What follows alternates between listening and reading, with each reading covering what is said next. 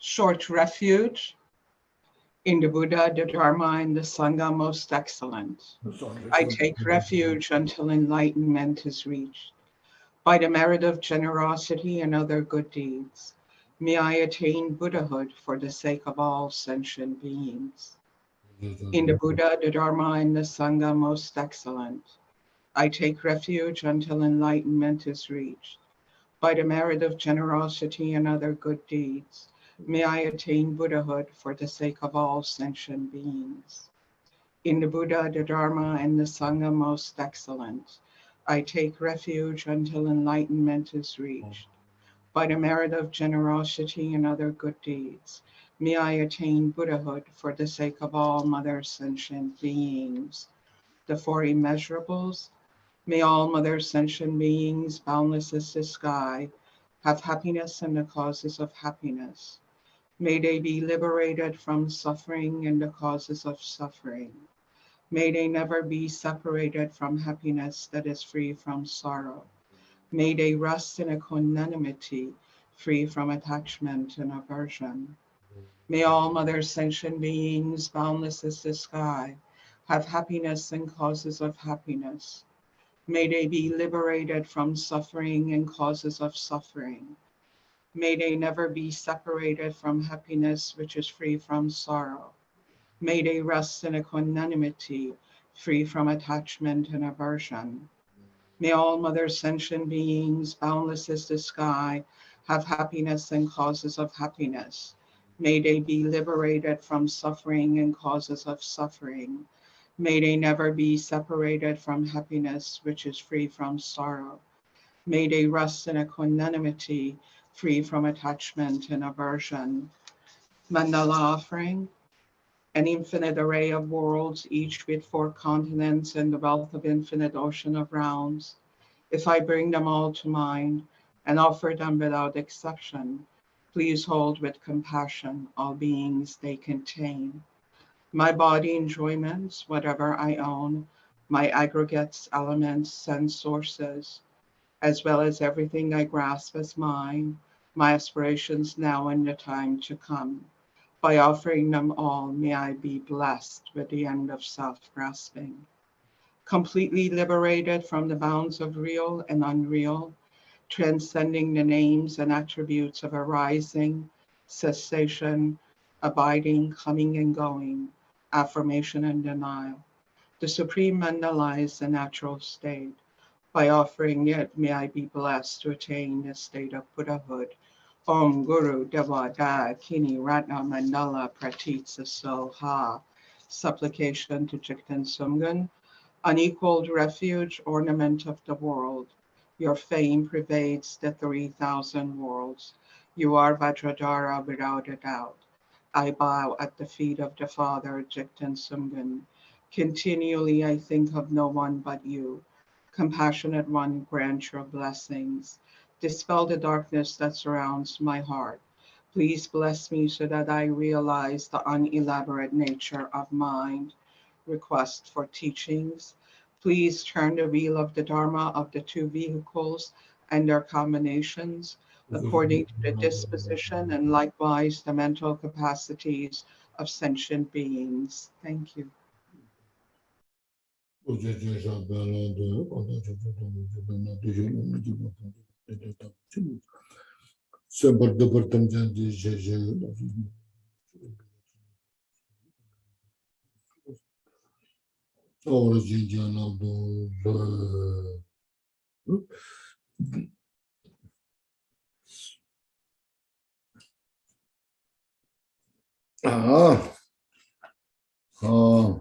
First, please take a deep breath. Inhale all the blessings of the Buddha within us. And exhale all our tension. Once more, please inhale fully all the love and compassion of all the Buddhas. And it purifies our mental obscurations. Exhale and inhale fully all the excellent qualities of the Buddha within us, purifies all our confusion. Please exhale.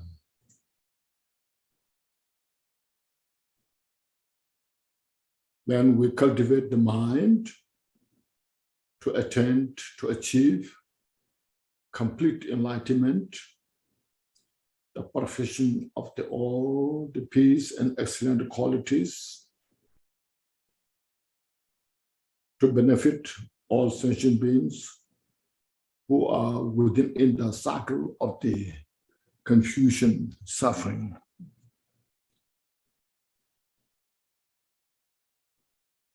So we are here today, this morning or this afternoon, wherever you are.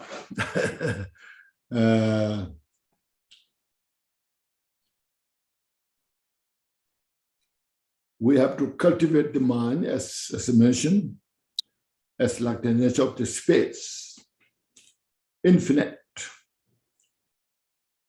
as the universe, this whole universe has no limit, as the space has no limit. Likewise, the mind itself has no limit. So we have to cultivate that limitless mind to all the universe, sentient beings, to realize, to see the infinite nature of ourselves, our own mind.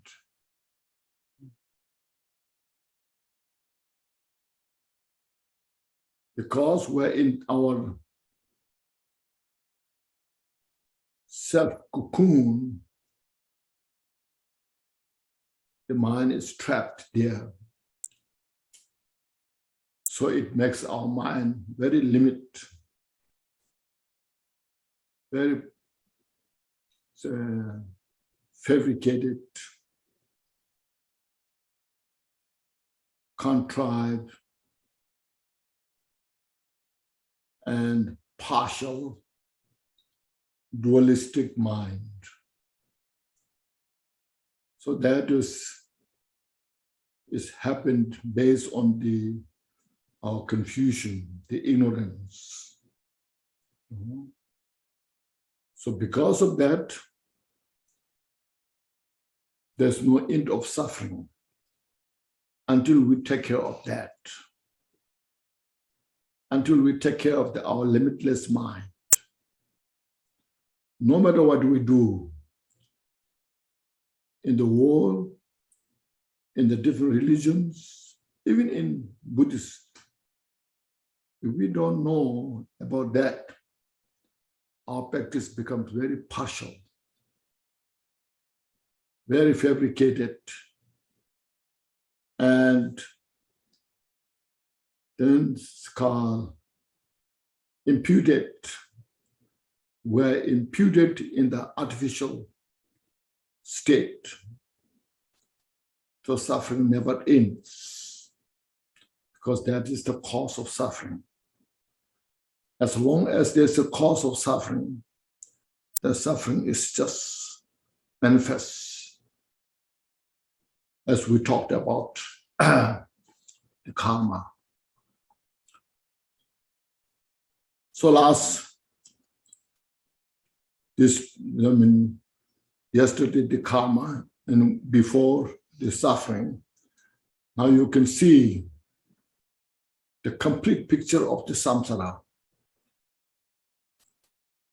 How suffering is there in the samsara. From the God realm to the hell realm. It's a vicious cycle.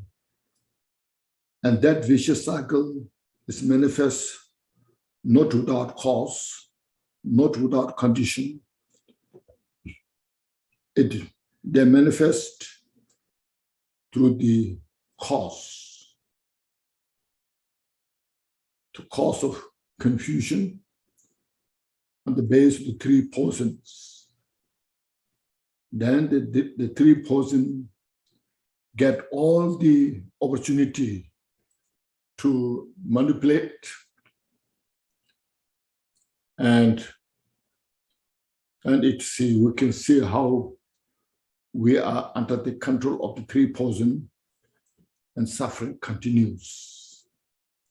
So here, Buddha's teaching is not, as I mentioned, not just a religion, it's the reality nature, how everything manifests according to the cause. So that's what's called renounced samsara. Renounced samsara means renounce the cause of suffering. It's not renouncing of food or clothes that is required, that what we need. They are just a condition we to live.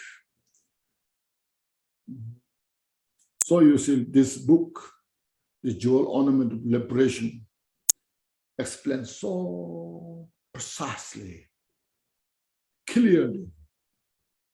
First, the primary cause, the innate nature, the effulgence, the total potential, how it's permeated to every sentient beings. Everyone has that kind of potential. The innate cause. Now, in order to awake that, to see that, to reveal that, then we need a lot of contributory causes. One of them is precious human life. So it explains how human life, the precious human life, to recognize that. The precious, the human body, the precious mental, positive conditions. Having that, then it explains the contributory cause of the spiritual master, how spiritual master is important, and especially what qualities of the spiritual masters. So in the book, it's mentioned there are many, but at least, I said, there are two qualities: the wisdom and proper conduct. See, wisdom, the spiritual master must have studied, understanding the Mahayana Sutras, as well as commentaries by great masters like Asanga and Nagarjuna. And on the basis of that, the proper conduct, so important, so that people can touch, delete the confusion, what practitioners looks like, how they should be, not stand by the samsaric,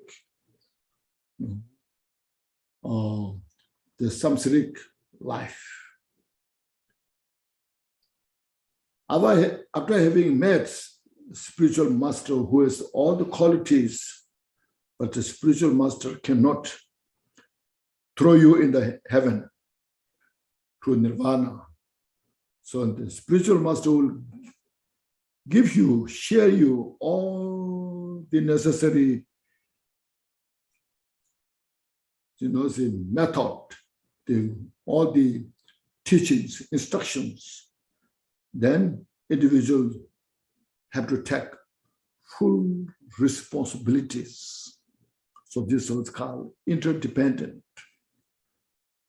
Once, have that, then the master will lead you step by step. First, why we're practicing Dharma, why we need to practice Dharma. First, you see, the suffering of samsara, where we are. It's not just one thing. There's many layers of the suffering. Look at this. We investigate, analyze for all the different levels, from the very rich to the poor, from the very educated to the most stupid, from the old to the young. All this level just need to investigate and convince yourself to understand the reality nature of all in the samsara. This, it transcends all the boundary. Those who believe, those who don't believe, anything doesn't matter, as long as we're in the samsara. So then, what from the Four Noble Truth, what Buddha said, you should know the suffering. Then after that, what is the cause of those suffering? Yesterday we touched a brief about the suffering, but see how profound it is. The Gampopa here, the book you see, is very brief, but few lines. You can study, understand so much from that. From the physical non-virtuous action, from the verbal non-virtuous action, from the mental non-virtuous action. And each of these non-virtue, one, there's so many results manifest. The result of the maturation, the results of the similar experience, the result of the similar cause, then general results of the force, that non-virtues that we have developed or created, how it manifests from the environment, including the climate change, all these things, you see. So this all, now you should understand, this all are directly or indirectly is product of the confused mind within the samsara. That's what I mentioned last time. We are completely besotted with our confusion. We are just one with it, stay with that, and within that, we try all our best to achieve happiness, make life better. But how much you can make better, you see. Just look at it,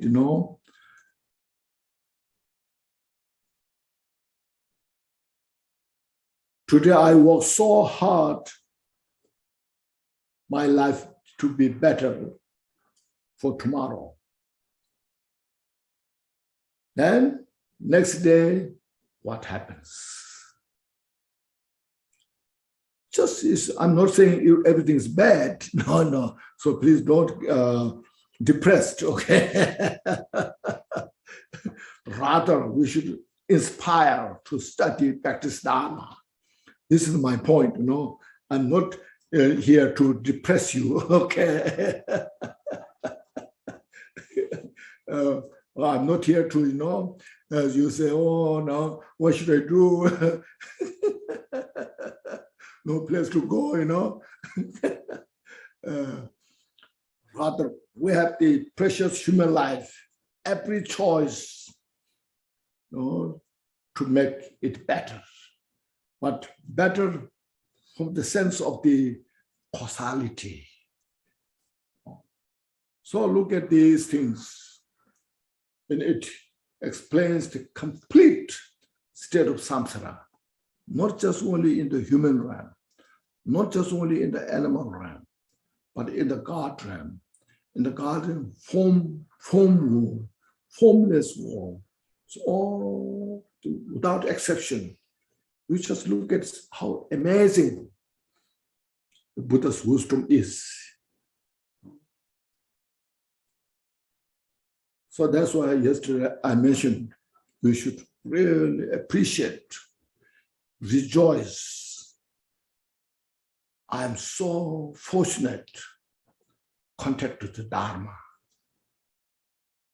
Now at least I can start from this life.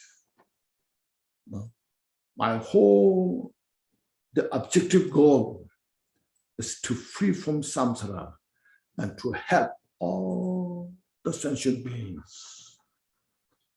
So far we just contact that now. This book is now, as I think yesterday I mentioned, we have the Constitution of the United States. So this is the Constitution of the universe, this book, okay? The Constitution of the Samsara, Constitution of the Nirvana, enlightenment, okay?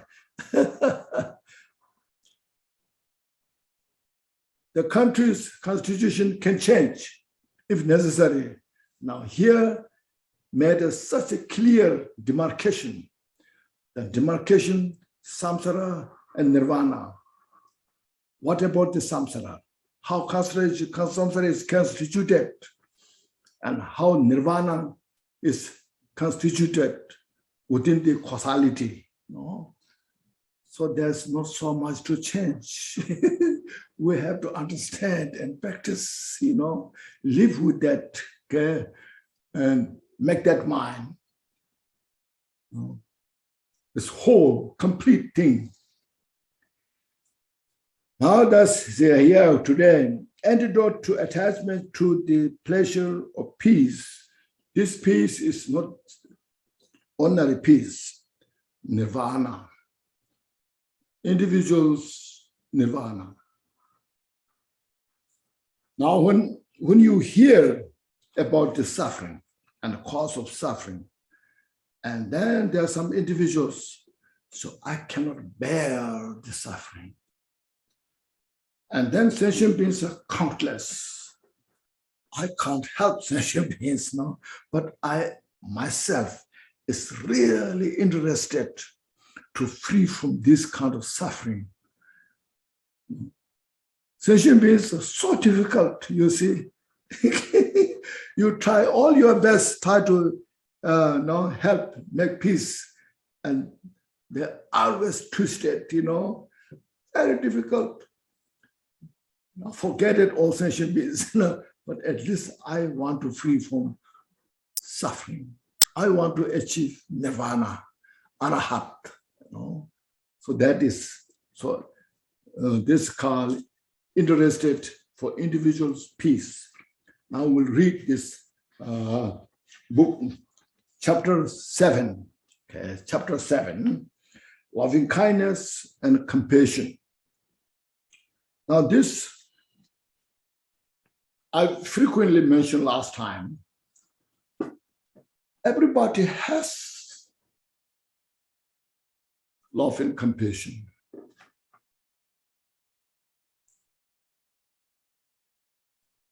Whether it's big or small, it's because the Buddha nature, from that Buddha nature, even a dim light is manifest from the confusion. So here, now, loving kindness, compassion, to every sentient beings, no limit. But everybody has, everyone, even the birds you see, even the small insect, mother fish, they all have loving kindness according to their ability. See how much they can do according to their kind of emotional interest. So then I will read now. First, the read and then what we can do see. The teachings on the practices of loving kindness and compassion are the remedy to being attached to the pleasure of peace. What does attachment to the pleasure of peace means? See, now Gampopa asks very important question here. See, what means pleasure for peace oneself?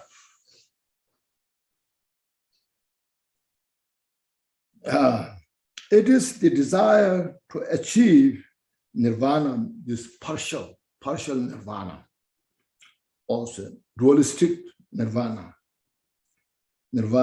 only for oneself, without an altruistic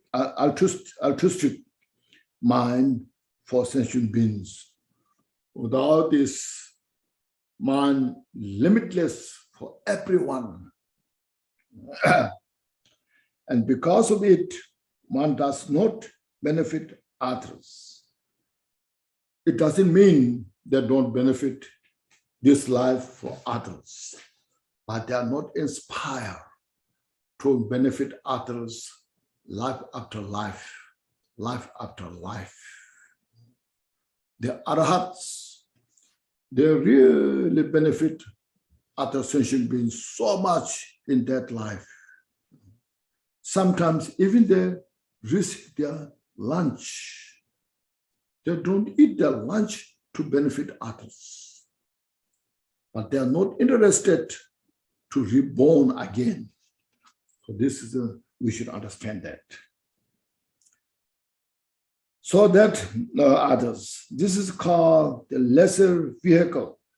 Thus it is said, to achieve one's own benefits, one's own peace, one sacrifices the benefit of many others life after life. The more one pay attention to self-interest in this way, it becomes supremely beneficial for oneself. So it becomes more powerful to achieve arhat in this lifetime or next lifetime. At least maybe like say 3 lifetimes.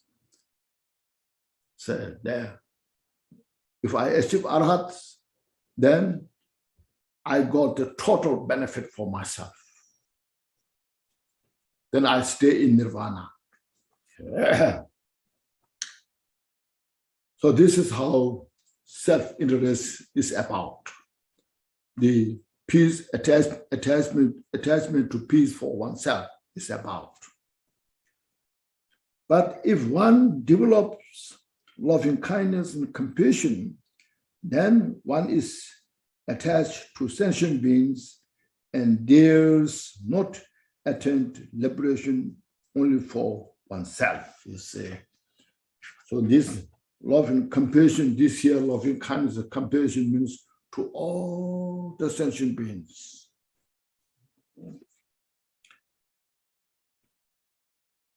That therefore one should practice loving kindness and compassion.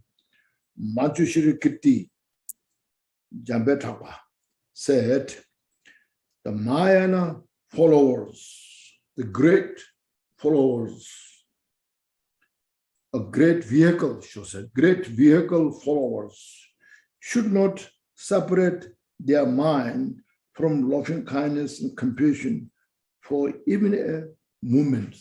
Every moment, we try to maintain this mind, altruistic thought. If you say one mantra, I'm saying the mantra for the benefit of all sentient beings. If you sit quietly one moment, I sit this way to benefit all sentient beings. So our mind should not be separated from this mind, the great vehicle path.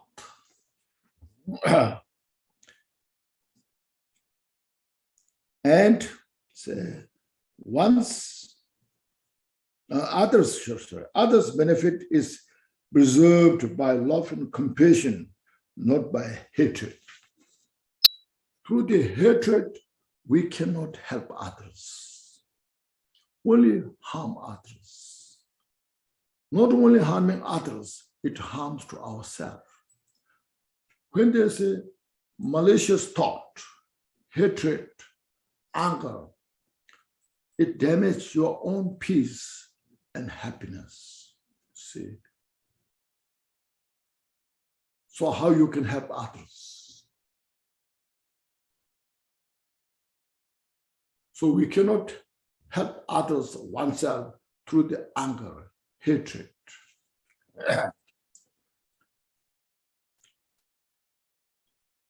So these are the general, some introduction of the love, the necessary, the importance of loving kindness and compassion. Just see, it's not a religious thing. It's the requirement of the whole universe, every sentient beings. This we are talking about the causality. What result we want? We want peace and happiness. No, total. As yesterday I mentioned, no, we have a lot of insurance, health insurance, car insurance, house insurance, all the insurance we have, and we work so hard to pay, more for our earning, from the salaries, we're paying the insurance. You see, this and this and this and that, to have some kind of a stable peace and happiness. So here, practice of love and compassion is the real, the substantial cause for peace and happiness. It's a real insurance. So now, this, as I mentioned, is the introduction to the love and compassion. Now, first, we'll study about the loving kindness. Loving kindness. First, the practice of loving kindness, the summary. The summary. Classification or division. Then the object. And then third, identifying characteristics, definition, how to identify, how to define what that means. What means loving kindness? Method of practice, how to practice loving kindness. Measure of the practice means which makes the maximum practice of loving kindness. Where it what stands, then there that loving kindness is maximized. And the qualities of the practice, quality of the practice means beneficial effects. What kind of great qualities there by practicing the loving kindness? Everybody, not just a Buddhist, not just a Christian, everybody. If one practices loving kindness, what kind of great benefit is there? Thus, these six, so there's a sixth topic that completely comprise the study and practice of immeasurable loving kindness. So this is through this sixth topic, now we'll study, practice. You see, before this jewel ornament of liberation, of course there are a lot of this here and there mentioned, but here Gampopa all brought together. Now from this, you see, many teachers are so inspired. What a great book, brought together and then practice very precisely, easily, see. So the skill, the experience, the realization the Gampopa has is immeasurable.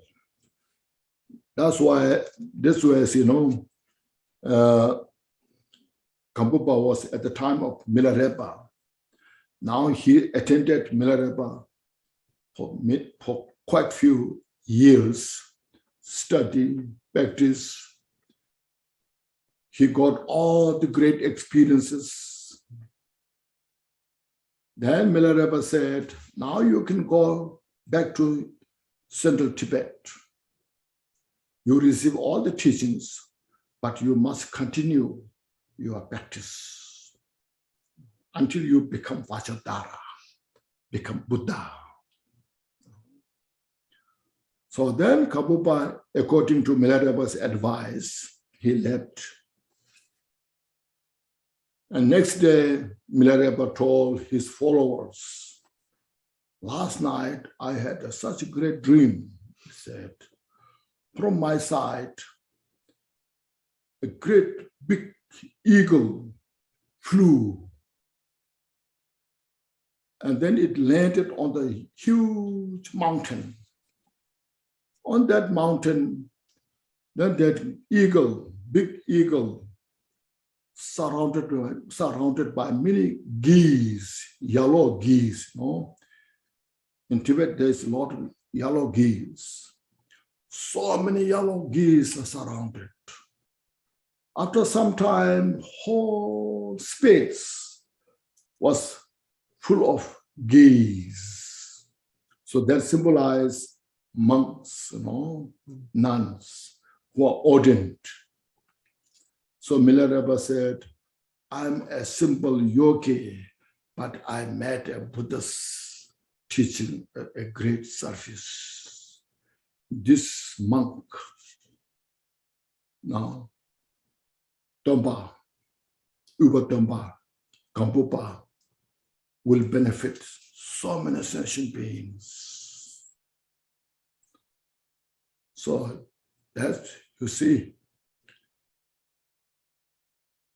Milarepa saw the Gampopa's activities and explained to his disciples. So that now, first, the classification or division of the loving kindness. There are three categories or three types of loving kindness. With the sentient being as its object, sentient beings as an object. Then looking at the sentient beings, their suffering, how much they want peace and happiness. So developing loving kindness to all the sentient beings as an object.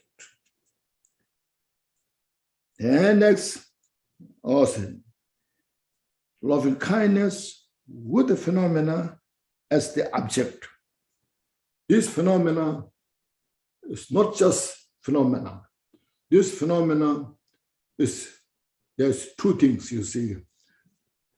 All this phenomena is just a reflection, just a manifestation they come and go.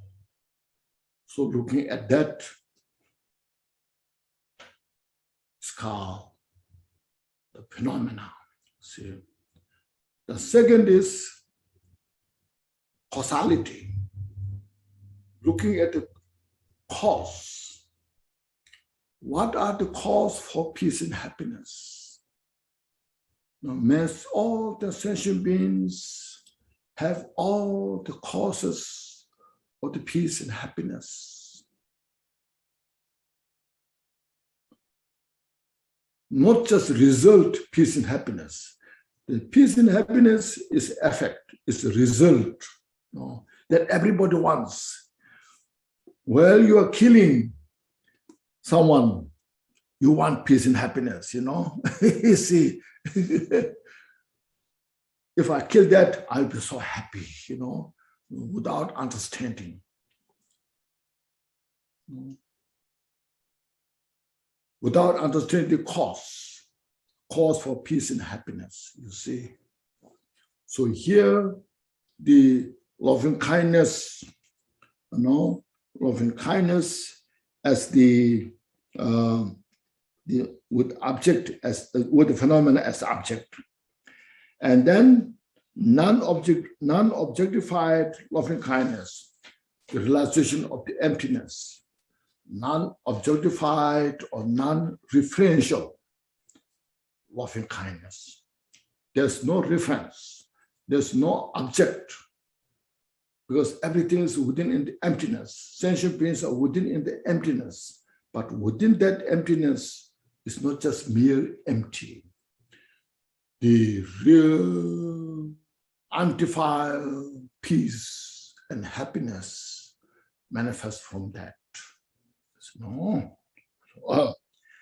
The Akshamati requested sutra says, loving kindness with the sentient being as its object is practiced by bodhisattvas who just develop bodhicitta, the beginner, who have no realization as an illusory nature, manifestation, but so inspired to attain Buddhahood for the benefit of all sentient beings.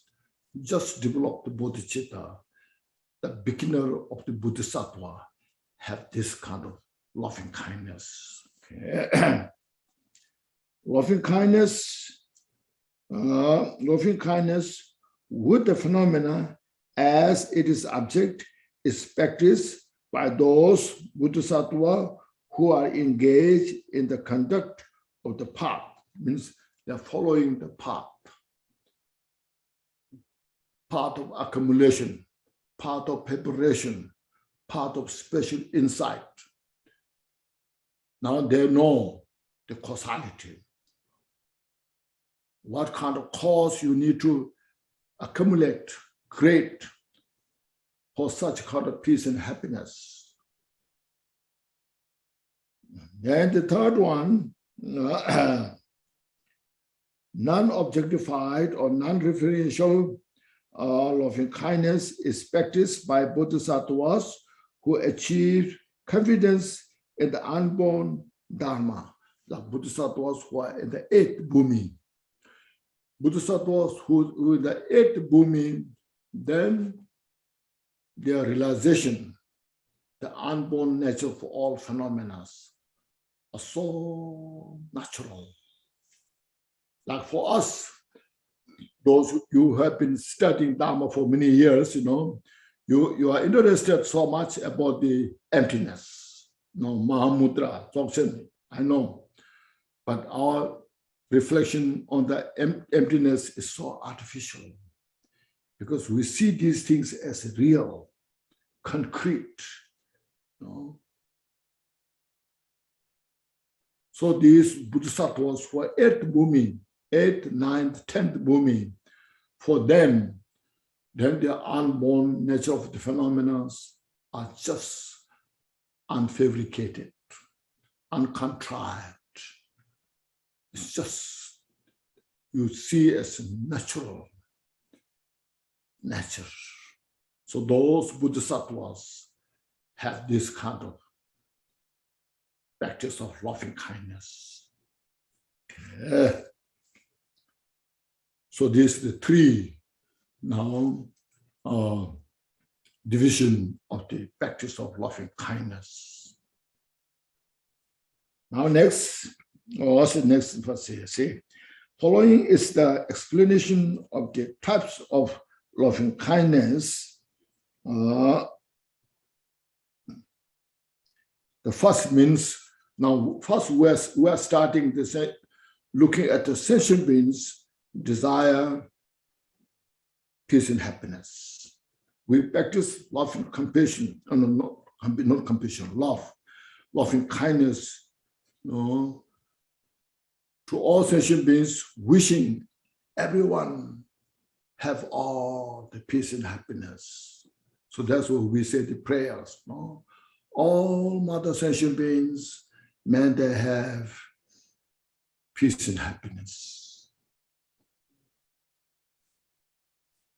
That one. So see, object. All sentient beings are its object. You say every sentient beings are object. Those we love, those we hate, those neutral, those we know, those we don't know, everyone is our object. That they all should have peace and happiness. It transcends the boundary, free from all the boundary, no fringes. So meditate that. At least we meditate on that.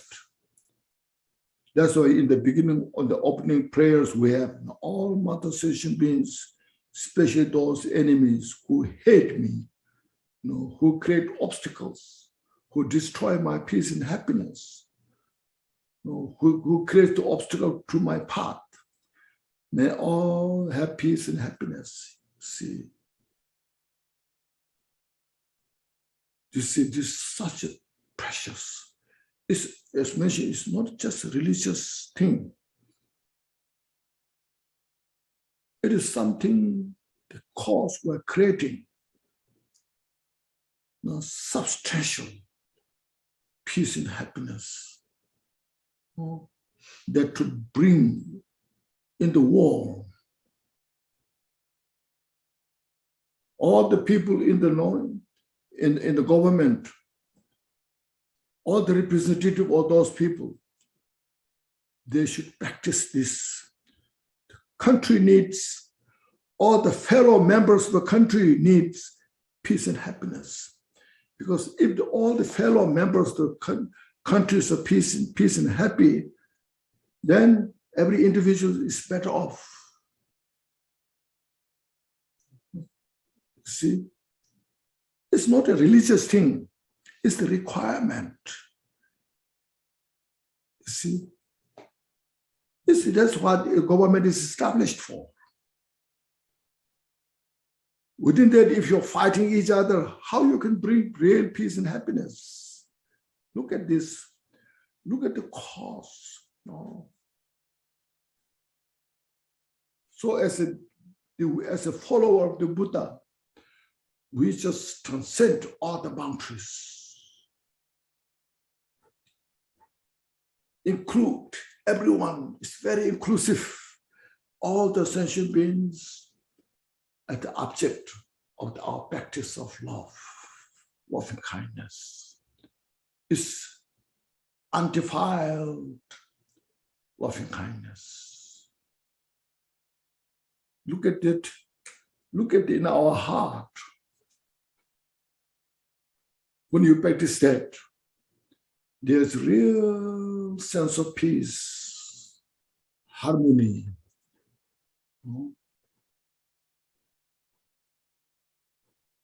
So this we need everybody in the world. So Buddha's teaching is not something for weak person, but it's for courageous, who has such a great courage,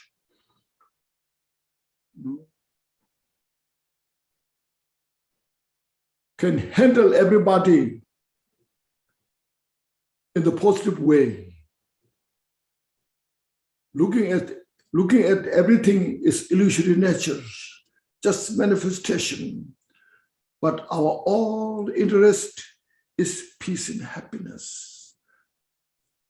So, see, this we pervade this mind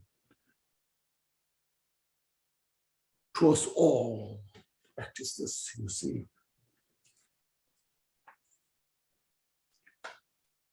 Then a mind that is the next is a definition or identifying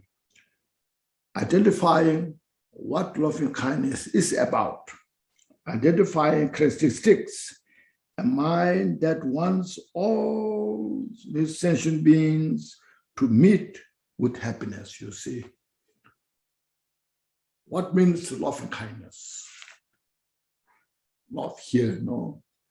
Sometimes we have emotional love, attachment love. Those are limited. Sometimes our own interest. But here is the mind reflect all the sentient beings. A brave mind, a courageous mind, based on the wisdom, the cause, So these are used now. First, division of the loving kindness. And then the object of loving kindness. And then the definition of the identifying the loving kindness. Now the fourth is the method of practice. Now how to practice. See, so precisely, described. We as a follower of the Dharma made such easy. Now first says, this practice depends on the memory of the kindness of all sentient beings. So recollect the kindness of sentient beings. So this first Gampopa is mentioning, you can practice loving kindness depending your own interest. If you have special connection with your husband, with your wife, or with your brother, sister, or your children, to whom you feel very close to you, to whom you love most, take this as an object. Then practice. To that, how much I want him or her, all the peace and happiness. I want that person is the happiest person in the world. From there, then you expand to all sentient beings. Every sentient being as your husband, every sentient being as your wife, or your uncle, or your friend, or your children. All my children, sentient beings, you can say that. So meditate that this way. Now next, Gampopa, and according to Buddha's teaching, now he's using this as a method, you see. In this life, your mother has been the most kind. So this is talking about average, okay? I met there are some people who said, oh, my mother was the worst person, I ever had. There's some people said that, she just tortured me and so on. I'm I'm such a psychological, so much problem I have because of my mother tortured me so much. Some people say that. But here, average, general, not only human beings, even animals, like birds, you see how the bird, the mother, hatches the egg. He hatches the egg so delicately.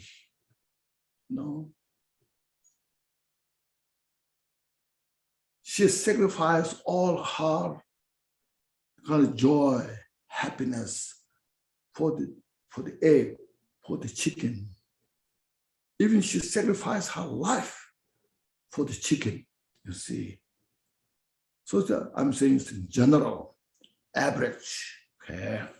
So from that point of view, now Gampopa is explaining, you see. How many types of kindness does a mother provide? How much kindness the mother has provided to you? This is also so important. Oh, you say, there's so much, Then we don't know how to practice that. So Gampopa makes a few points. Through that, you have to practice. So therefore, the kindness of giving you a body, this precious human life, the body, the kindness of undergoing hardship for you, 2, and the 3, the kindness of giving you life, and the 4th, the kindness of showing you the world, education. So there are 4 things that you can recollect, that kindness that you have received from your mothers.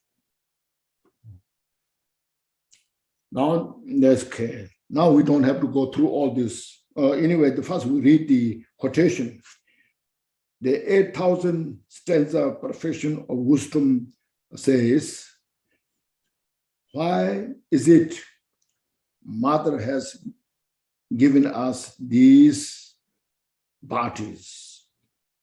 The mother went through hardship too. The mother gave us our lives, 3, and the mother has shown us the whole world. So this 4. Now we can't read all these things, but if I say a few words on this, as in the suffering at the section of the birth, see, the day when we are conceived in the mother's womb, at the time of birth, during this time, Mother took care of our life and successfully giving the birth. That was called precious human life. Because of that, we met the Dharma here, study, practice. If I don't have this body, there's no way I can study, practice Dharma. How I can be free from samsara. So reflect on that. And the second, see what it's saying here is,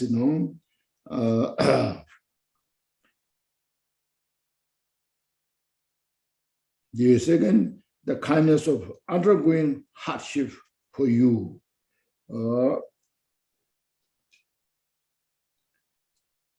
Now you see, when you're born, and nowadays you see, or before, in all time, mother stays at home most of the time, taking care of the family.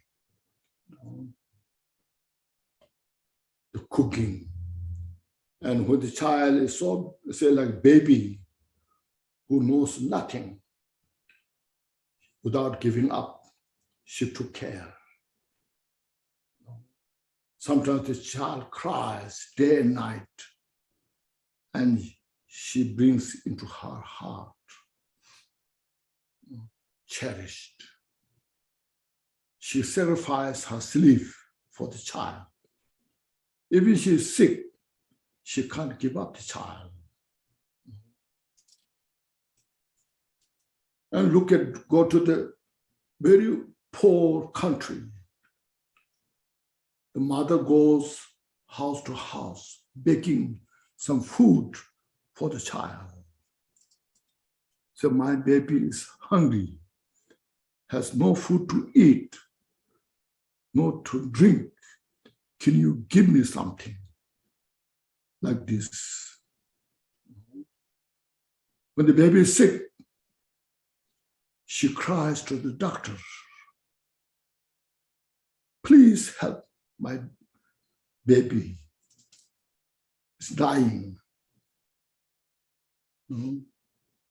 So she took care of the child more than herself, you see. So that's undergoing hardship for you. And then farmer, you see, day and night, look up at the farm. All those who know it, look after the animals.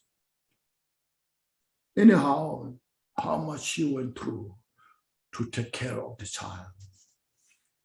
And then under the kindness of your giving life as a mission, like say, when you're sick, then she calls the doctor and asks prayers.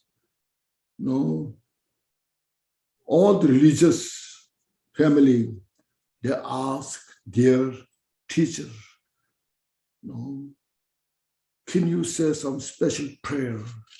Can you call the God to help my child to be alive? The Buddhist Lama, can you do something for my child? So she does definition what to do. It's more than her life she took care. So we are grown up under such kind of kindness, care. So this in the human life. And the animal also look at you, see, when the offspring is just born, there comes predators like wolves, hyenas, and tigers, and she risked her life for the baby. Even animals you look at, you see. So these are just reflect on this. And there's the last one is showing you the world. There you see, when the child is grown up, growing slowly, sent into kindergarten. She goes for work, collects her salary, and pays for the kindergarten. And then sent to elementary school, higher school, college, university, expensive. And she pays to those, no matter how it's expensive. If my child is the real good, I'll be so happy. Child doesn't have to give anything, but if the child has get an A degree in the examination, she's totally so happy. So my child is the best. He or she gets the A. First in the grade. Like that. Even in the world, in the samsara, anywhere, any country you go, it's the same thing. And then Dharma practitioners, if you study Dharma well, practice well, and then become a good meditator, the mother is so happy. my child is really good in the meditation. So that's why I'm saying we have a big responsibility to show in the world. So this is how you practice. These lives matter now.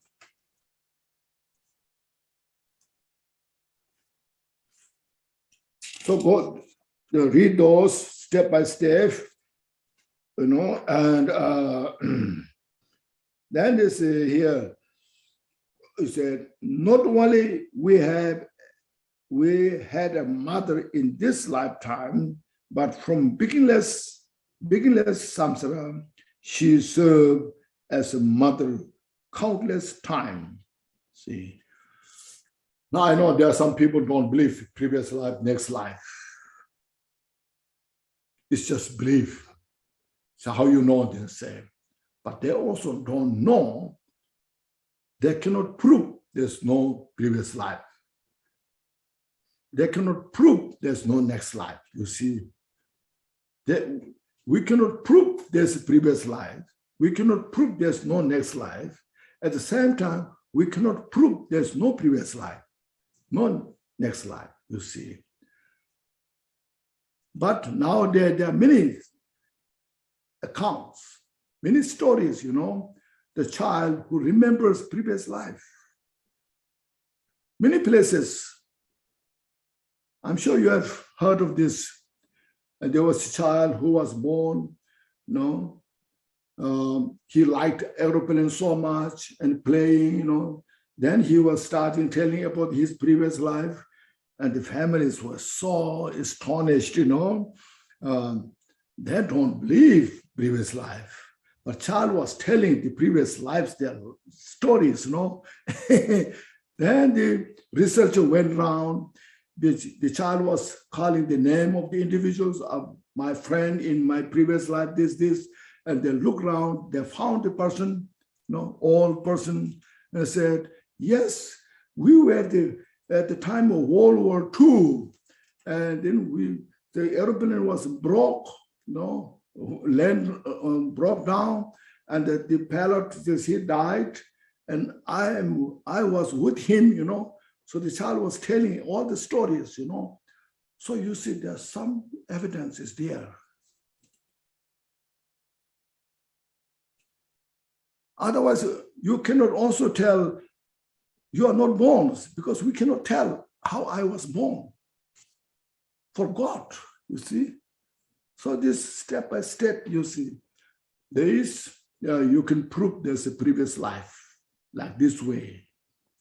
And then special meditators then can have so much, especially about the mind. The mind is consciousness.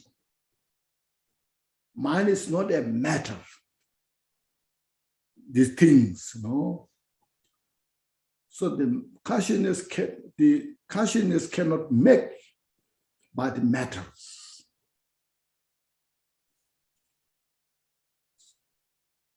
So look at this. Then the great meditators who have stabilized the mind in a very clear, precise, unmoving, as earlier mentioned, unborn nature. When you realize that, then your obscurations are settled down, purified, and then you start seeing your previous life before, So as Buddha saw, limitless, countless, there's no beginning, there's no ending. So to this, you see, look at this, then you get some sense. And there's some, even in one family, there's 3 children. All are different. How you can say one parent, 3 children are totally different. How they can be? If there's no consciousness, it's different.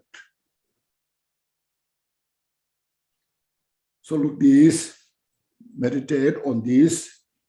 And so anyway, developing that say, not only this life's mother, but all sentient beings have been my mother. And all sentient beings, when they become my mother, they have treated me same as this life's mother. As I mentioned, even animals, even birds, even fish, even wolves, tigers, they take care of their child so much, risking their life. So reflect on this kindness, giving life,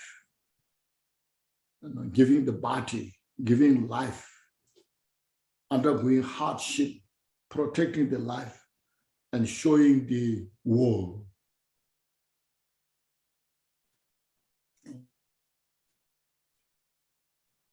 Then with that, you see, practice step by step, everyday basis. In the morning, when you as soon as you get up, all mother sentient beings may have all the peace and happiness. When you go to bed, just reflect all the sentient beings, may they have all the peace and happiness.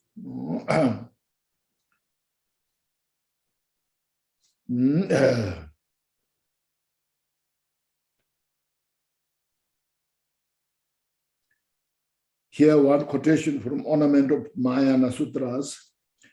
From the marrow of their bones, Bodhisattvas view every sentient being as their own child. In this way, they consistently have the desire to benefit others, you see. So this is such a wonderful practice, real source of peace for our own heart, in our own life, and for all other sentient beings. See, this is not something spiritual thing. This is a reality nature that everybody's interest. Even the ruthless person wants to have peace and happiness for himself, for his own family. See, more his families are happy, he feels peace, you see. And that will not come from fighting, will come from loving kindness. So when through the power of loving kindness, tears comes from the eyes and the hairs of the body stands up. That's called great loving kindness. Now you practice that, looking all the sentient beings, and may all sentient beings have peace and happiness. When you say these prayers, when you think of those, and tears build up in your eyes. Hair stands on your body, and that's called great loving kindness. So you see this. It's not just talking like me here, no. I'm just talking, But my talk, if you get some benefit, is helpful, But we have to practice this step by step. That will make you real human being.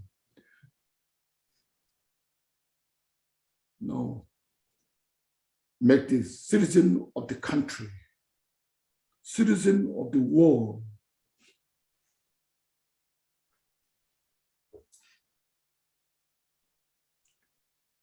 If one desires that kind of mind towards all sentient beings equally, it is called immeasurable loving kindness, you see.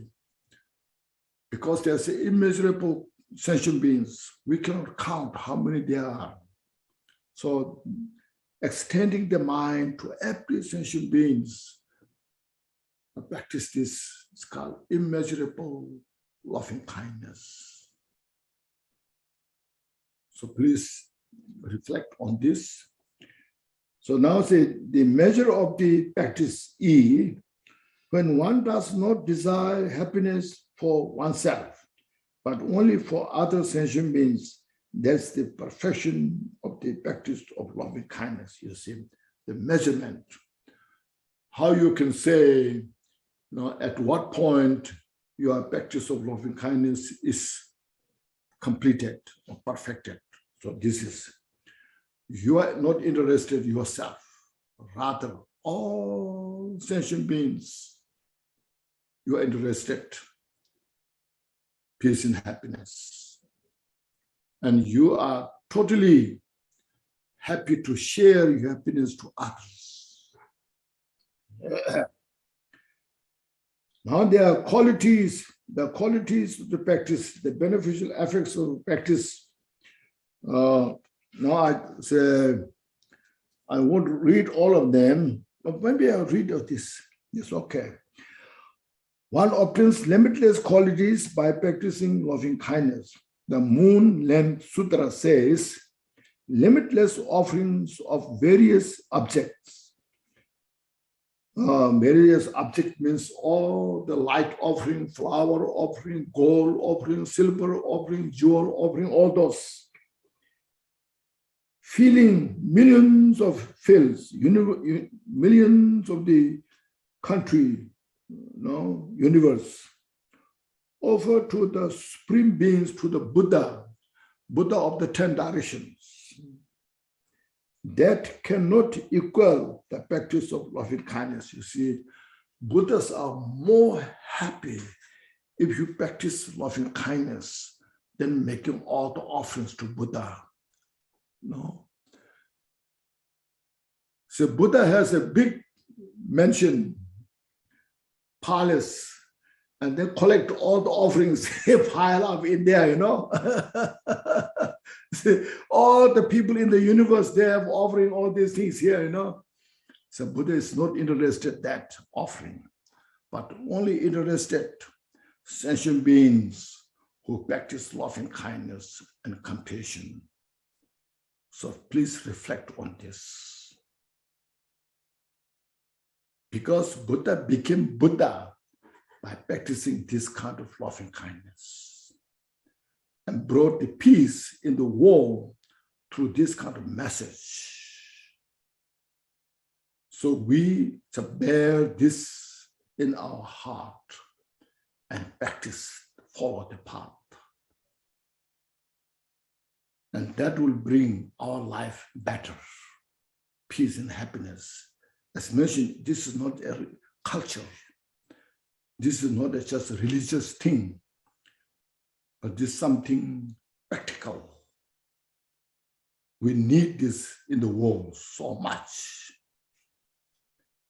So now if I read this one here, last quotation by Nagarjuna, the precious garland, jewel garland says, one will be loved by gods, human beings, and will also be protected by them. Means the practitioner of the loving kindness, as earlier mentioned, to all the sentient beings. One who practices loving kindness to all sentient beings, that individual will be loved by human beings and gods. Will achieve mental human beings and will be protected by them. See, two. Then will achieve mental peace and many happiness. Mental peace, that individual will have all the peace, uncontrived peace. 3, and many happiness. 4, will not be harmed by poison or weapons. That individual will not harm by poison. If somebody poison that, the poison has no effect. Or weapons, you see, at the time of Buddha, when Buddha was attaining enlightenment, Maras and demons of the 10th edition just showed up and throw weapons to Buddha. Everything turned into flowers. So weapons could not or cannot affect. So poisons and weapons cannot affect those individuals who practice that kind of great loving kindness. Will achieve his wishes without effort. So all the wishes that individual has, the practitioner of loving kindness will fulfill effortlessly because of the power of the loving kindness. Will reborn in the Brahma world, the form world, the first samadhi, world, above the desire world, is crossed beyond desire world, and the form world, and the first samadhi, the Brahma world, is achieved by the practice of loving kindness. Total peace and harmony. So these are 8. You see, even one who is not liberated from samsara, even those individuals, the practitioner of this, not free from samsara, even in the samsara, so will have these qualities, will obtain these 8 qualities of loving kindness. Such great peace and happiness will achieve. So please take that responsibility and share with others.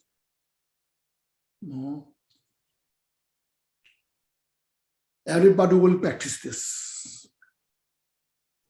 Believer, non-believer.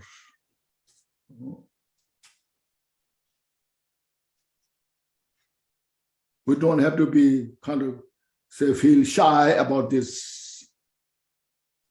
We just need to first embrace in our heart and share with others. This is the foundation. Then from there, we develop this coming compassion. Then bodhicitta, understanding of the emptiness, illusory nature, all will come from this.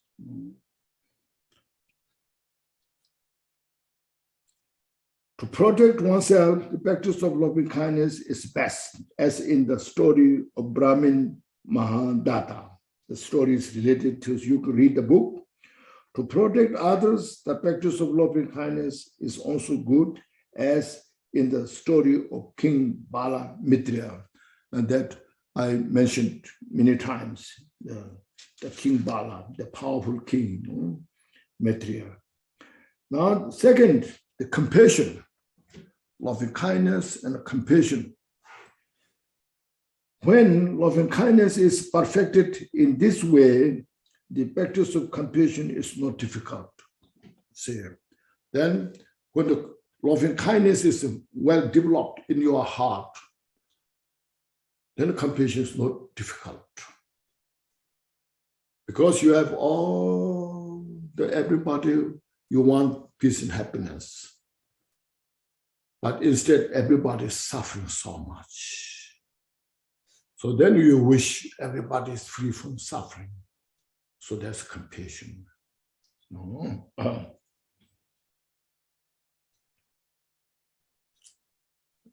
The summary is same as in the loving kindness. Classification, division, object and identifying characteristics, method of the practice, measure of the practice, and qualities of the practice. Thus, these 6 completely comprise the study and practice of immeasurable compassion. Now, classification, also very similar. There are 3 types of compassion. Compassion with the sentient beings as its object. Second, the compassion with the phenomena as its object. Third, and the non-objectified compassion. Of these, the first one means to develop compassion by seeing the suffering of sentient beings in the lower realms and so forth.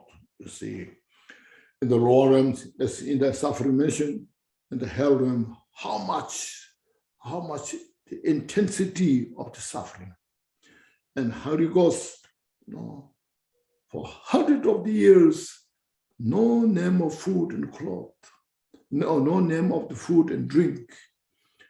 And look at these animals, so much suffering. And then in the human realm, how much suffering we have now.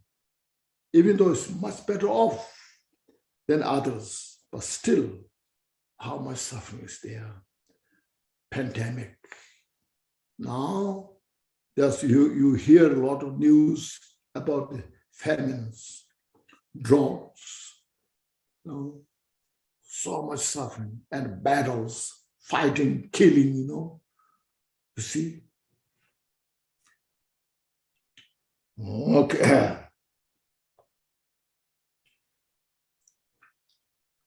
The second one, when one is well trained in the practice of the Four Noble Truths, you see, Four Noble Truths, the suffering, the cause of suffering, you studied well, understood, and then the cessation of suffering, nirvana, and the path to the cessation. So then you understand the causality. And then your compassion is really so much. May everybody create cause for peace and happiness. May everybody create cause to free from the suffering. Understand the cause and the result, and has dispelled holding permanence and solidities. Compassion rises towards those sentient beings who are confused and hold permanence and solidity through not understanding cause and result. See the second one. Everything is manifestation of the causes and condition. Everything is just reflection. So not understanding that, and then develop such a great compassion.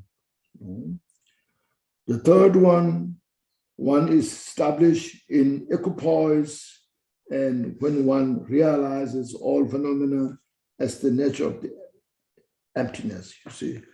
The great bodhisattvas who totally have the meditative state of the mind so equipoise, so equalized, one-pointed mind, and then you realize everything is emptiness. And then within the emptiness, the sentient beings are trapped in the duality, grasping self, the imputed, which does not exist. From that wisdom, such a great compassion effortlessly manifest. See? So compassion arises especially for those sentient beings who perceive everything as real. It is said, bodhisattvas who maintain the state of equipoise and develops the power of the perfection of the practice. Perfection of the practice means realization of the emptiness is perfected. Develop compassion, especially towards those who are grasped by the demons of holding all as real. This real demon or demon is grasping as something's real, grasping to the self. The ego is the real demon. That demon is surrounded by all the confusion and the suffering. And great bodhisattvas who have realized that nature is not exist, then such great compassion and natural, undefiled compassion manifest. See, so that you see how our understanding of emptiness is not just empty, non-existence. It's the empty of delusion, see, empty of all imputed, all exaggerations, all the artificials, contrived. They are the ones that not exist, but we manipulate it. And we just see imputed. And then we suffer so much, gives you suffering so much, and it gives suffering to others so much. So Bodhisattvas has such a great compassion on this. So as mentioned, this is not something, a religious training. It is something, a substantial part that everybody's interest, if we can. So we have to practice this. In reality, we should see there's no choice.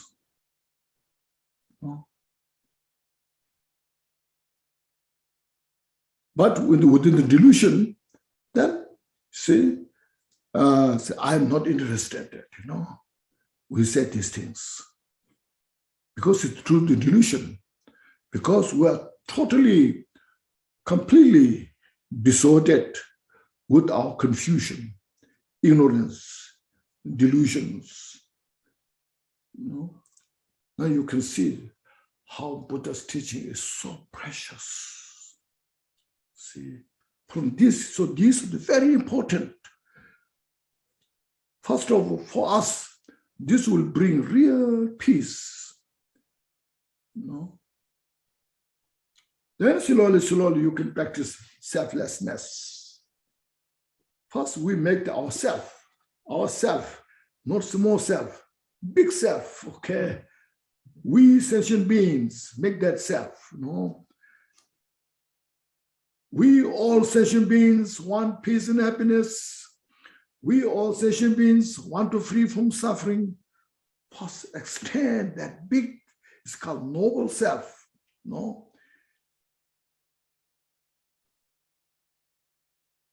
Not self-grandize, See, we sometimes we grandize our small self, And then it surrounds all the confusion. It's surrounded by all the confusion, suffering. Look at, their politics in there. So much suffering is there. Look at these things. And then we have to pay attention to the first one. Object, all sentient beings are as its objects. And then identification of that compassion, a mind that wants all sentient beings to separate from suffering and its cause, you see. Desire all sentient beings to free from suffering and its causes of suffering. So that's why we say, may all sentient beings have happiness and causes of happiness. May they free from all the suffering and causes of suffering. So you say this prayer, meditate on these and practice. What important thing is we have to purify our mental delusions. That's very important.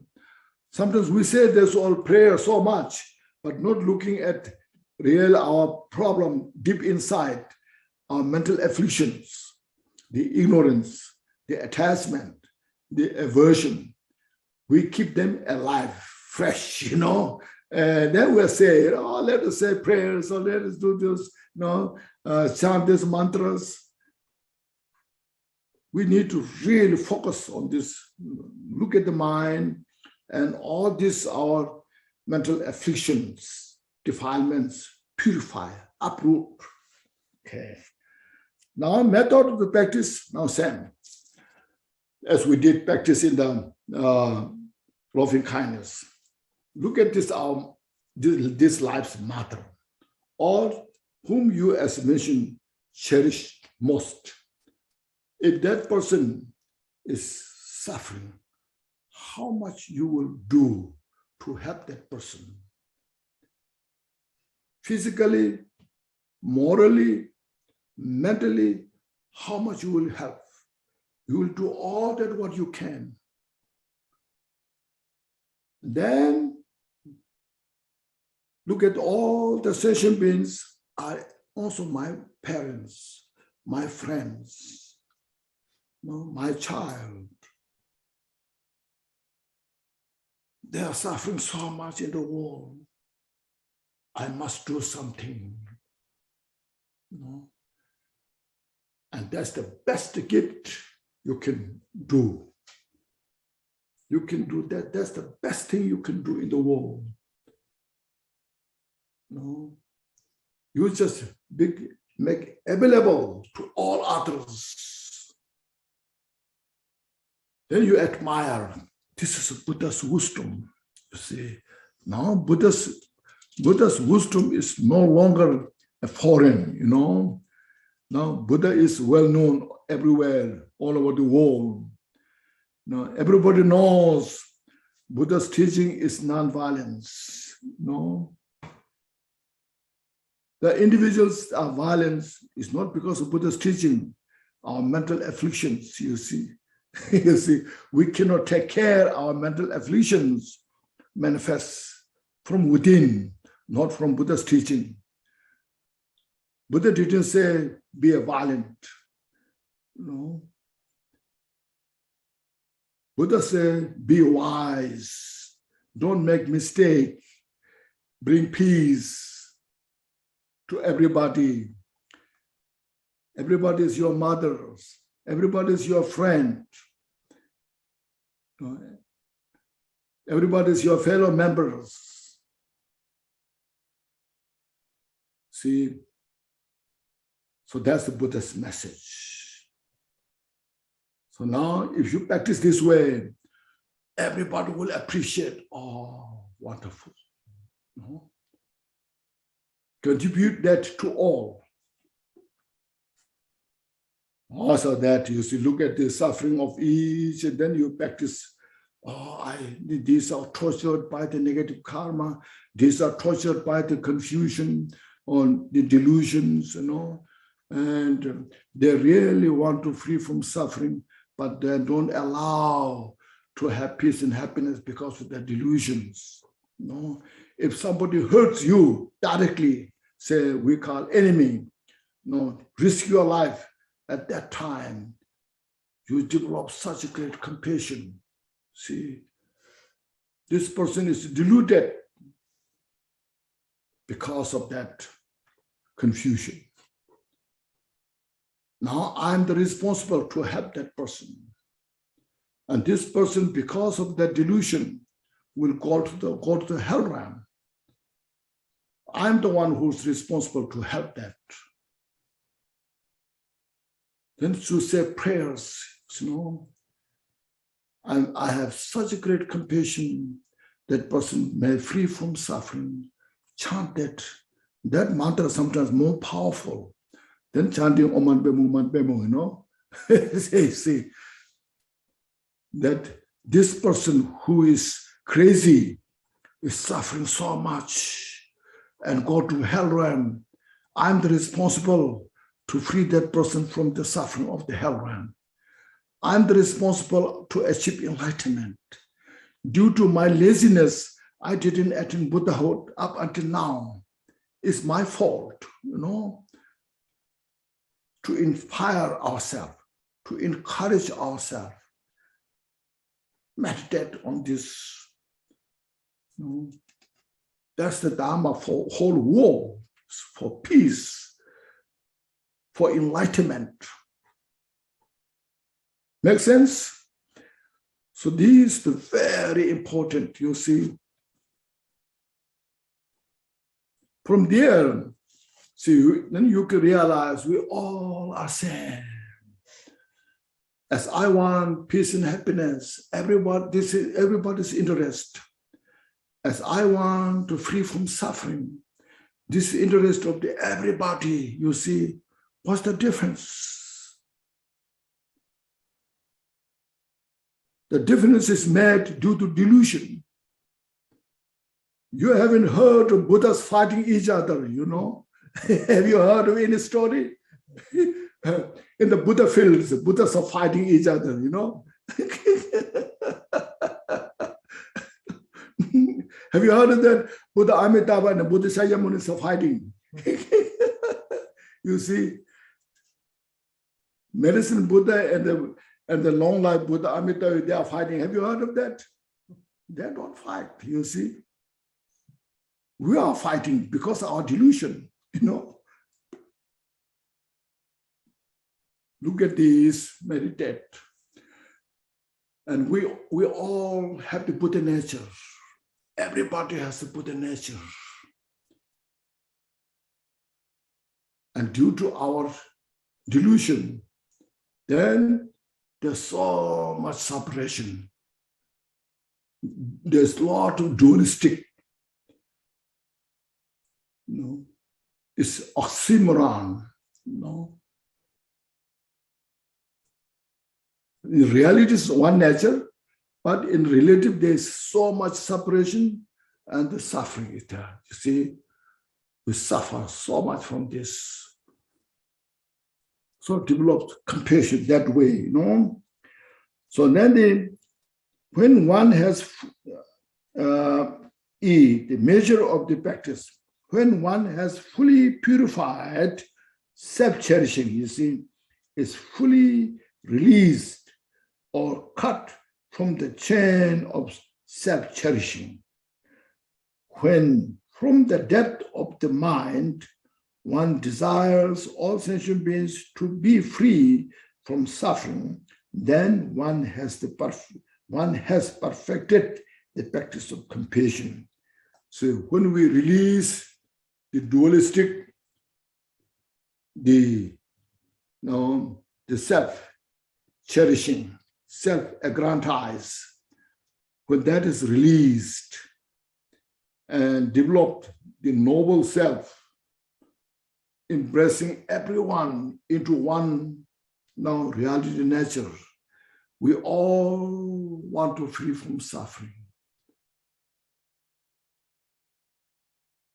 And I can take part on this. I will help all sentient beings to free from suffering. Embracing, bringing into everybody in your heart. So that's the great compassion. It's the practice of perfection of compassion. That's the great bodhisattvas. Now, this story. Next, the quality of the practice. Limitless qualities arise from the practice of this compassion, this meditation. The expression of the realization of Chandrasik says, if one had just one quality, it would be as if all the Buddha's Dharma were in your palms. What that quality is, that great compassion. Also, great compassion is embracing, bringing all sentient beings into your heart. No one is left. That's called great compassion. That everyone desire, you desire everybody to free from suffering, especially the cause of suffering. That the accomplishment of Dharma, Dhatu Sutra says, best one, whenever the precious wheel of the great monarch is found, they are all his troops, blessed one. Likewise, whenever the great compassion of the Bodhisattva is found, there will be all the dharmas of the Buddha. Showing the secret of the Tathagata Sutra, the Sutra says, Guya Samadhi, Lord of Secret, Vajrapani, the premortal wisdom of the Omniscient One, grows from the from the root of compassion. All the Buddhas, attain Buddhahood on the base of this root of the compassion. So compassion is the absolute direct cause to cultivate bodhicitta.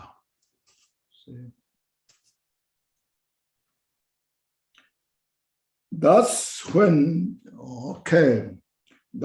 through loving kindness, one wants all beings to achieve happiness, and through the compassion, one wants all beings to be free from suffering. See? So as above mentioned, through the practice of loving kindness, you want everybody to have peace and happiness.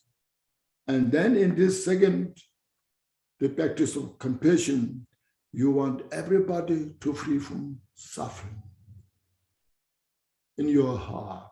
See, that makes the person perfect in the samsara, even in the samsara. See, and that's the foundation for the Buddhahood. Suffering. Then one is no longer interested in achieving one's own peace, see, and happiness.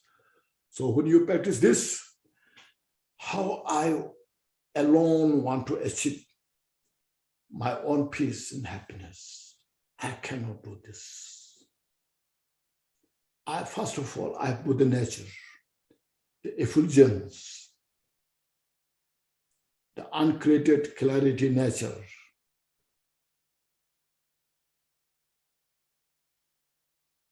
Which is no different from all other sentient beings, Buddha nature. And then everybody's interest is to have peace and happiness, interest to free from suffering. And I am dependent to all the sentient beings. And I want everybody to be peace, one free from all the suffering. So this is my interest. When you have this, when you are fully convinced on this kind of subject, practice your interest, then the obstacle, your impediment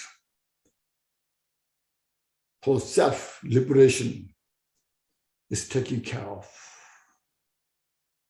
Then you just, no matter it takes time, I will endure all the suffering of sentient beings until the end of the samsara, until the end of this space. I joyfully partake to help the sentient beings. So just meditate. Then it heals our mind. Our mind is wounded by our mental afflictions.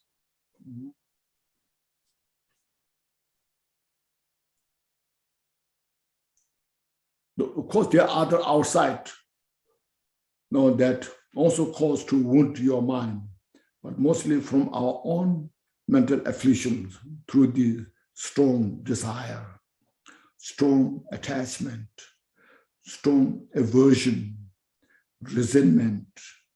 Through these, our mind is wounded. So to heal that wounded mind can only heal through this kind of practice. Wisdom, courage. You see, here's such a great wisdom is not there. No. Wisdom means insight, understanding the causality, and heal your mind, appreciate, rejoice. Then just say, thank you, Buddha, giving this kind of great wisdom to us. I take refuge in the Buddha. That's why I say I take refuge in the Dharma and the Sangha. And Buddha, anybody can become Buddha. Not just Buddha Shakyamuni, historical Buddha. There are so many have achieved Buddhahood. We take refuge to all of those and appreciate, rejoice.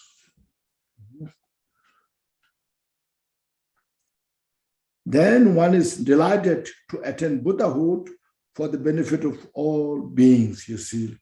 Then just so delighted, you see, delightful. You know?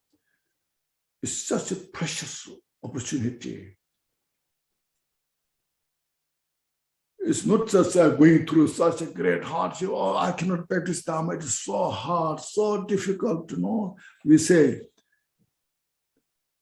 I cannot meditate. No, this and this is not for me, you know. I enjoy my life, you say, you know. I like to go to the beach, you know, or mountain. I like that. Meditating is boring, you know. That's have not got the message. There's not enough wisdom to this. When you get this kind of message, then you feel so happy, privileged. No, I'm so fortunate to have this kind of great wisdom. Now, my interest is, of course, myself and all for peace and happiness. My interest is to free from suffering. So how I can do? Through the business, I cannot do that. Through the politics, I cannot do that. Through the technologies, I cannot do that. Now, how? You know? So through this kind of great wisdom. Anywhere, everywhere, all over the world, everybody can do it if you have the interest. See, yeah. This becomes then remedy to attachment to the pleasure of peace, you see. Then you are not interested for yourself, but your interest to all the sentient beings to liberate from the confusion of the samsara. That's how you start. Begin with that. Oh. Okay. Therefore, by developing loving kindness and compassion in the mind, one cherishes others more than oneself. So then, I myself is one person, and others are countless, immeasurable. So, how I can attach to myself? I must help all other sentient beings. Today, I take the responsibility to help others. Now, let's see,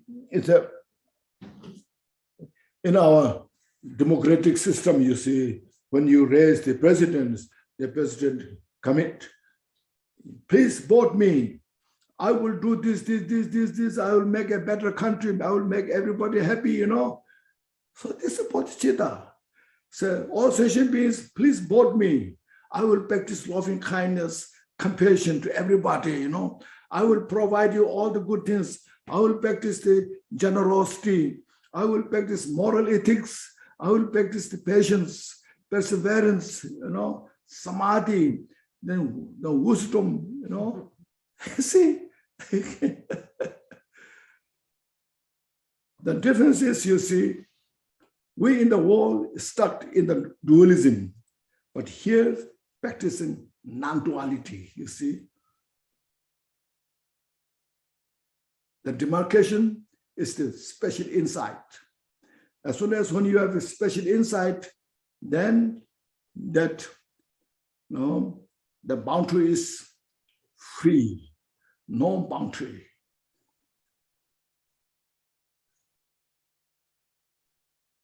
So you see how much we work hard to elect, like say, a governor, a senate, or Congress in your state, in your public.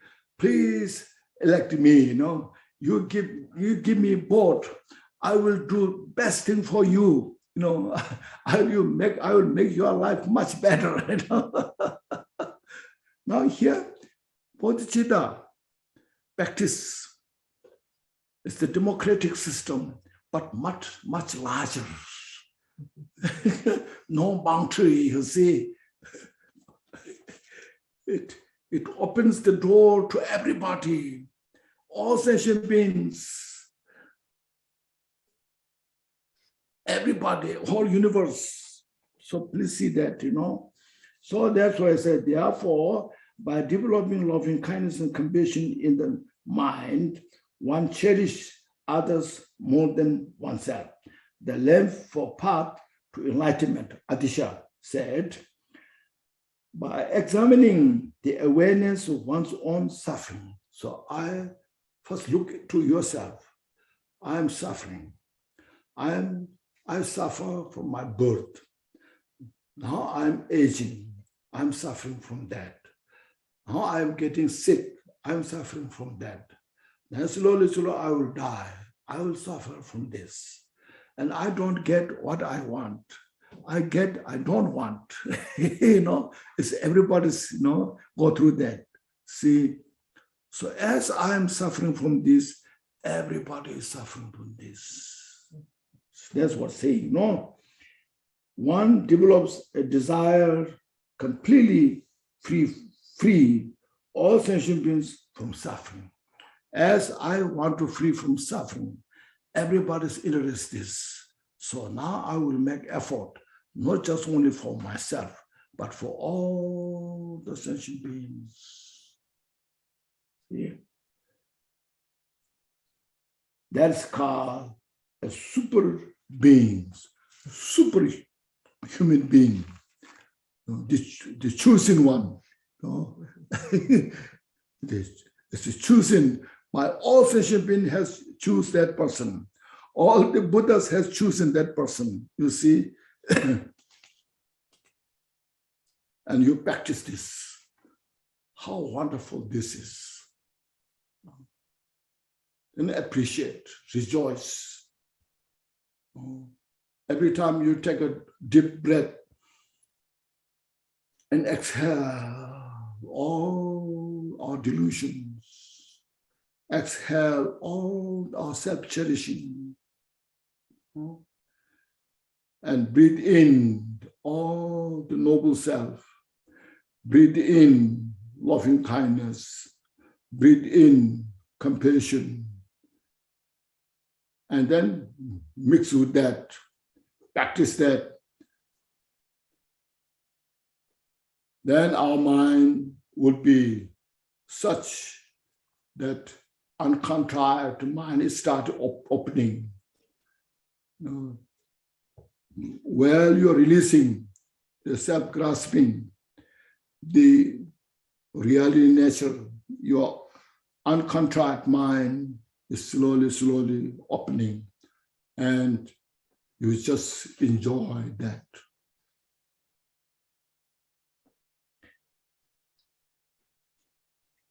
Thus, one cultivates the mind of Supreme Being. For example, see the story of the Brahmin Datta. So this is the loving kindness and compassion practice. You see, as I mentioned, this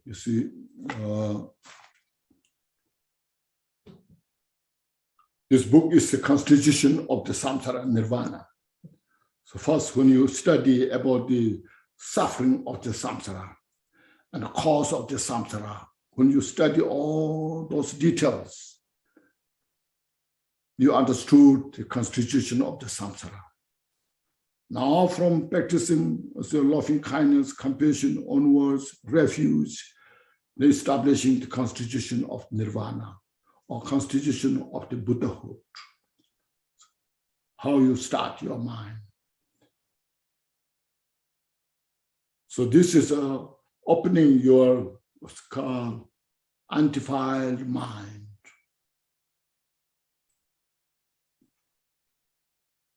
Our universal mind, uncontrived mind.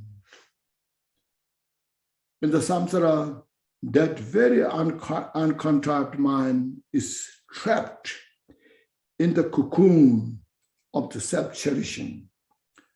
And then we're confined in that territory, no space much to go around. And there we suffer in that delusion.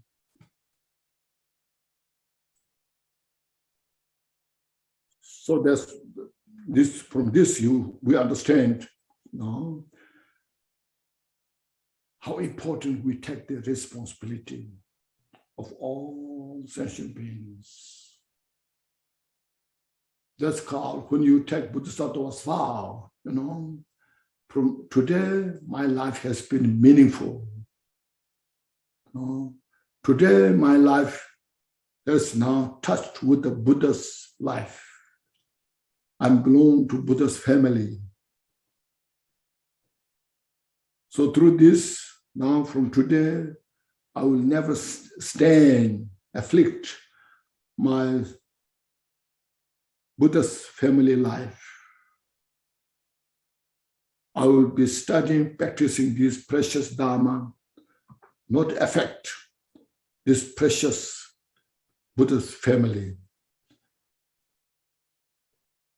And then all the sentient beings be happy. Because today in front of the Buddhas, I took Bodhisattva's vow.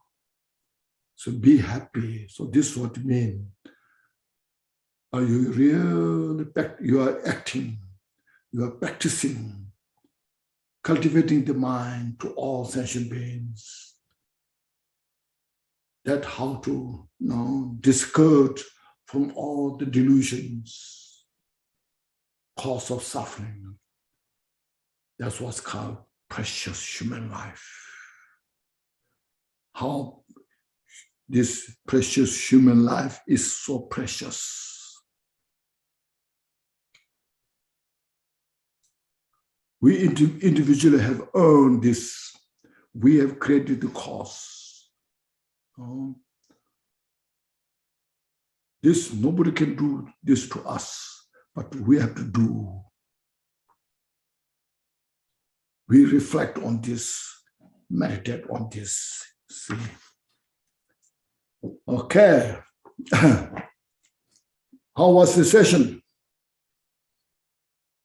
Good?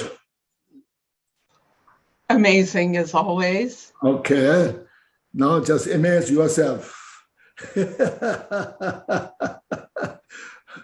Amazing, I can do this, Amazing, I should do this, okay?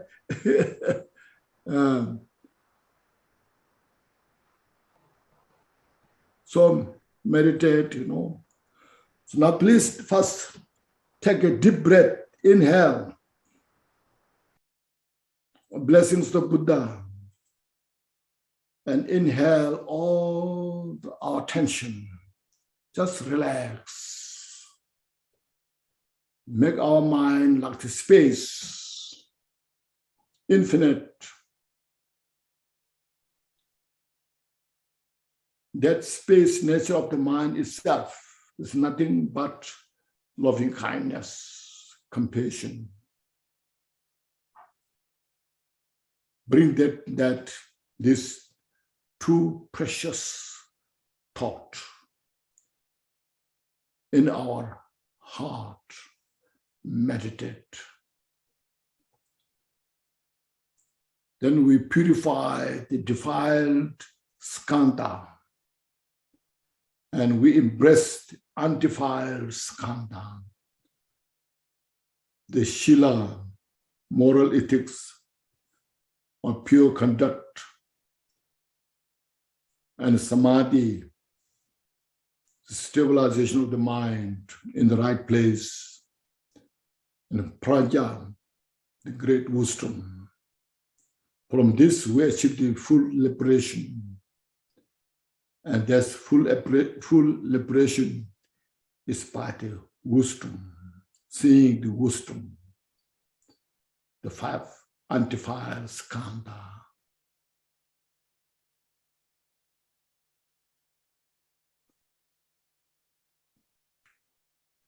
Once more, please breathe in fully. And exhale all the tension of physically and mentally. And rejoice. Once more, please breathe in fully. And exhale.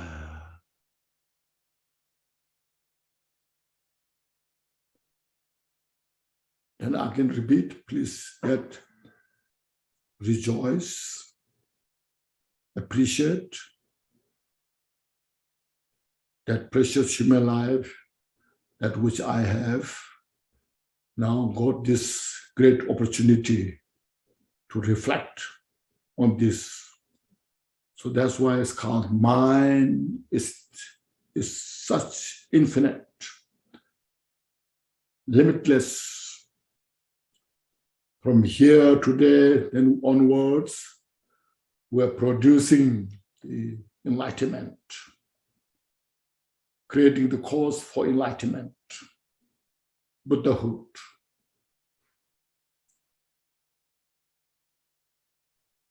So now you know the samsara is product of the mental confusion. The enlightenment is product of the mental enlightenment.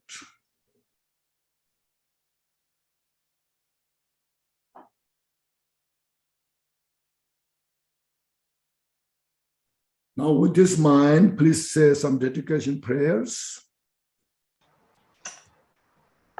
First, short, long life prayer. You who are richly endowed with the glorious wealth of Dharma knowledge, who through reflecting and meditating have actualized self-aware absolute reality, and shine with the 100,000 light rays of ethical discipline of the Buddha Dharma. May you, Kenshin Ratnao Zawa, live long. Dorje Chang, Chalopa, Naropa, Marpa, Milarepa, Dharma Lord Gampopa, Phagma Jurupa, and Lord Drikumpa. Please bestow upon us the most auspicious blessings of the Kagyu Lamas. By this virtue may I achieve the all-knowing state, and may all those who travel on the waves of birth, old age, sickness, and death cross the ocean of samsara by defeating all enemies, confusion, the cause of suffering. Bodhicitta, the excellent and precious mind, where it is unborn, made arise, where it is born, made not decline, but ever increase higher and higher. I pray that the Lama may have good health and long life. I pray that your Dharma activities spread far and wide, and I pray that I may not be separated from you. As Manjushri and likewise Samantabhadra realize the ultimate state, Buddhahood, I will follow in their path and share the merit with all sentient beings. By the blessing of the Buddhas who attained the three kayas, by the blessing of the truth of unchanging Dharma as such, by the blessing of the indivisible Sangha order, may the merit I share bear fruit. Glorious, holy, venerable, precious, kind root and lineage lamas, divine assemblies of Yirams and assemblies of Buddhas, Bodhisattvas, Yogins, Yoginis, and Dakinis, dwelling in the 10 directions, please hear my prayer. By the power of this vast root of virtue, may I benefit all beings through my body, speech, and mind. May the afflictions of desire, hatred, ignorance, arrogance, and jealousy not arise in my mind.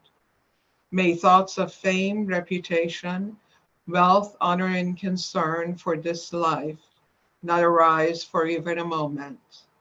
May my mind stream be moistened by loving kindness, compassion, and bodhicitta.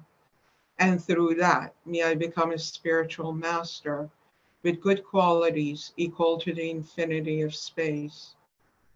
May I gain the supreme attainment of Mahamudra in this very life. May the torment of suffering not arise at the time of my death. May I not die with negative thoughts. May I not die confused by the wrong view. May I not experience an untimely death. May I die joyfully and happily in the great luminosity of mind as such and clarity of Dharmata.